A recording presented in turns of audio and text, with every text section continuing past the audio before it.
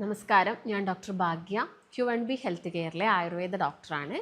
ഇന്ന് നമ്മൾ വീഡിയോയിൽ ഡിസ്കസ് ചെയ്യുന്നത് സ്ത്രീകളിലും അതുപോലെ തന്നെ പെൺകുട്ടികളിലൊക്കെ അവരൊരു അഡോളസെൻറ്റ് പീരീഡൊക്കെ എത്തുന്ന സമയത്ത് അവരിൽ വരുന്നൊരു കോമൺ പ്രോബ്ലമാണ് അമിതമായിട്ടുള്ളൊരു ഹെയർ ഗ്രോത്ത്. അത് ചില ആളുകളിൽ പാരമ്പര്യമായിട്ട് അങ്ങനെ കാണിക്കാറുണ്ട്. എന്നാൽ ചില ആളുകളിൽ ഹോർമോണൽ ചേഞ്ചസിൻ്റെ ഭാഗമായിട്ട് ഹെയർ ഗ്രോത്ത് എന്ന് ഉദ്ദേശിച്ചത് ഫേഷ്യൽ ഹെയർ ഗ്രോത്ത് ആണ്. മുഖത്ത് കൂടുതലായിട്ടും ഹെയർ ഉണ്ടാവുന്നു.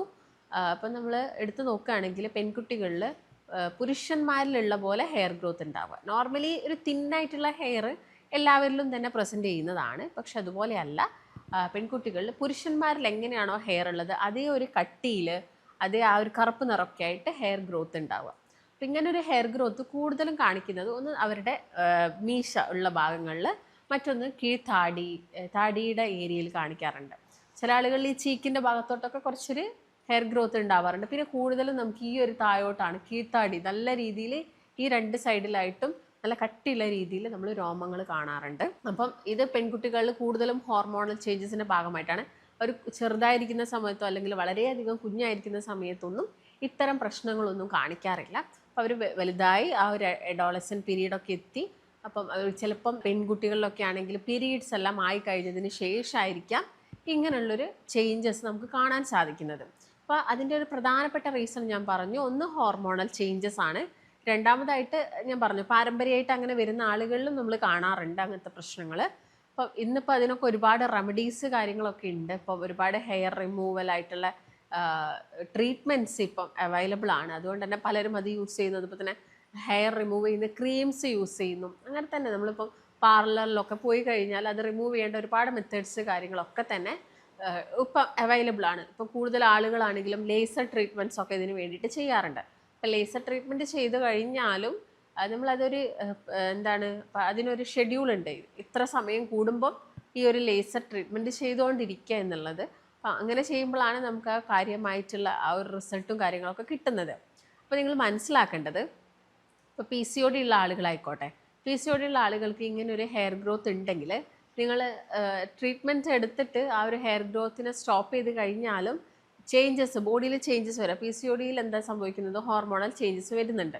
ആ ഒരു സിസ്റ്റ് ഫോർമേഷൻ ഉണ്ടാകുന്ന സമയത്ത് ഓവറിനകത്ത് ഹോർമോണൽ ചേഞ്ചസ് പ്രോപ്പറായിട്ട് ഓവം പ്രൊഡ്യൂസ് ചെയ്യില്ല, ഹോർമോൺസിൻ്റെ പ്രൊഡക്ഷനും പ്രോപ്പറായിട്ട് നടക്കില്ല. അപ്പോൾ അതിൻ്റെ ഭാഗമായിട്ട് ഈ പറഞ്ഞ പോലെ തന്നെ ഹോർമോണൽ ചേഞ്ചസിൻ്റെ ഭാഗമായിട്ട് അമിതമായിട്ടുള്ള ഹെയർ ഗ്രോത്ത് നമുക്ക് കാണാൻ വേണ്ടിയിട്ട് പറ്റുന്നതാണ്.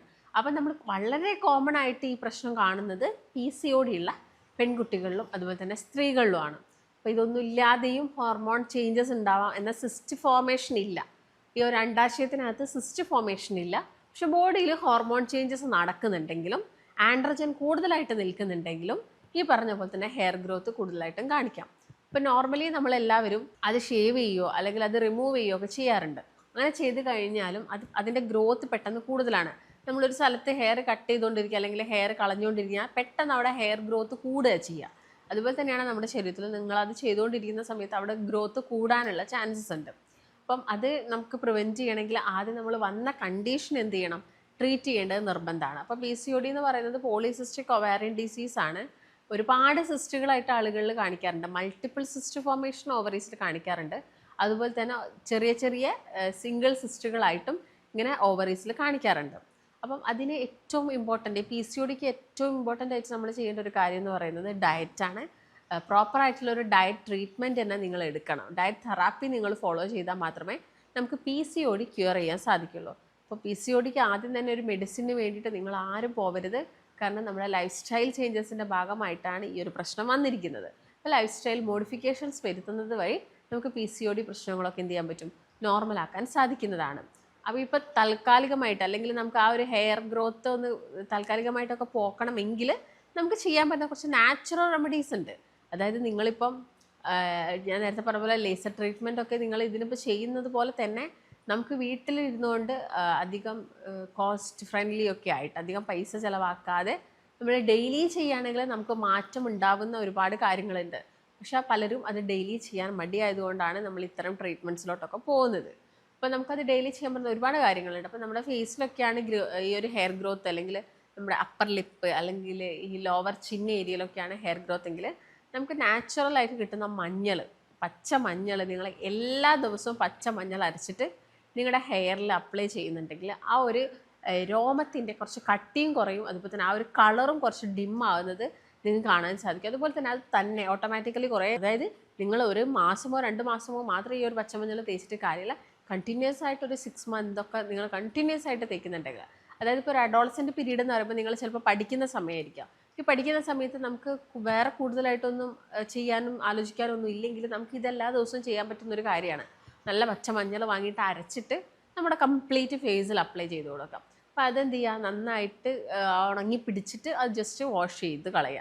ഇത് നമുക്ക് ചെയ്യാൻ പറ്റുന്നൊരു കാര്യമാണ്. അല്ലെങ്കിൽ നമുക്ക് പച്ച പപ്പായ ഇട്ടും അതും പച്ചമഞ്ഞളും കൂടി അരയ്ക്കുക, എന്നിട്ട് ഫേസിൽ അപ്ലൈ ചെയ്ത് കൊടുക്കുക. ഇതും ഡെയിലി ചെയ്യണം നിങ്ങൾ. ഈ പറയുന്ന കാര്യമൊക്കെ ഞാൻ ഡെയിലി ചെയ്യേണ്ടതാണ്. ഇത് നിങ്ങൾ ഒരാഴ്ചയോ 2 ആഴ്ചയോ തേച്ചാലും നിങ്ങൾക്ക് റിസൾട്ട് കാണില്ല. കണ്ടിന്യൂസ് ആയിട്ട് ചെയ്യുക. ഇങ്ങനെ കണ്ടിന്യൂസ് ആയിട്ട് ചെയ്യുന്ന വഴി ഹെയർ ഗ്രോത്തും കുറയും, അതുപോലെ തന്നെ കുറച്ച് ഫേസിനൊക്കെ ആണെങ്കിൽ കുറച്ചൊരു ഗ്ലോയും കാര്യങ്ങളൊക്കെ വരുന്നതുമാണ്.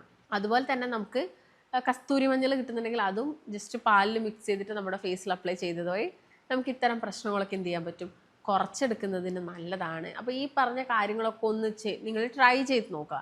ഇത്തരം ബുദ്ധിമുട്ടുകൾ അല്ലെങ്കിൽ അമിതമായിട്ടുള്ള ഹെയർ ഗ്രോത്തും കാര്യങ്ങളൊക്കെ നമുക്ക് കുറയ്ക്കാൻ സാധിക്കും. പക്ഷേ അതിൻ്റെ സൈഡിലൂടെ നിങ്ങൾ PCODക്ക് ട്രീറ്റ്മെൻറ്റ് എടുത്താൽ മാത്രമേ നിങ്ങൾക്ക് പ്രോപ്പറായിട്ടുള്ള റിസൾട്ട് ഉണ്ടാവുള്ളൂ. അപ്പോൾ അതിന് വേണ്ടിയിട്ടുള്ള കാര്യങ്ങളും കൂടി നിങ്ങൾ ചെയ്യണം. അപ്പോൾ നിങ്ങൾക്ക് ഇത്തരം ബുദ്ധിമുട്ടുകളുണ്ട്, PCOD പ്രശ്നങ്ങളുണ്ട്, ഒരു കൺസൾട്ടേഷൻ അത്യാവശ്യമായിട്ടുണ്ടെങ്കിൽ താഴെ കാണുന്ന നമ്പറിൽ കോൺടാക്റ്റ് ചെയ്യാം. മറ്റൊരു നല്ല ഹെൽത്ത് ടോപ്പിക്കായിട്ട് വീണ്ടും കാണാം. നന്ദി.